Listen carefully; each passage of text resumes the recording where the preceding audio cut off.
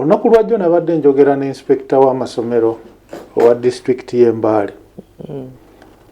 Agamba mukulu oli mutuufu, ngamba nti okimanyi nti musomesa zegojjeko bino ebitiibwa president bye yampadde nze ndi musomesa asomesezza. So bano abantu UNEB nga weekola pronunciation nti tusazizaamu ebibuuzo bo baliwa. Again the same people omwaka oguddako mugenda okukola kyekimu mugenda kubaka nkubuulire Mary nammwe abatulaba ku KTV olwaleero omwana ono bw'aba agenda okuyingira mu kibiina kye bagenda okuwandiikiramu waliwo ne meters recommended meters ze batuulamu naye basooka kumwaza abamu ne babagamba mubuukebuuke temubeera nga muteesa obupapula mu buleega buli kimu ne bakikola so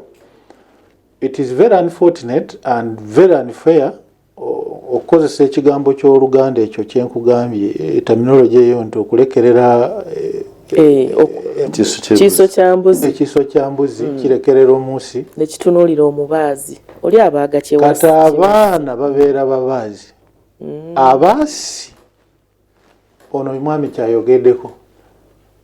omanyi nze nakugamba wano nti sirina kyentamanyi andi omanyi bwe mbadde ntambula ku ground eyo abantu babadde bakozesanga statement nti ku luno President Museveni yalonze omuntu omutuufu akola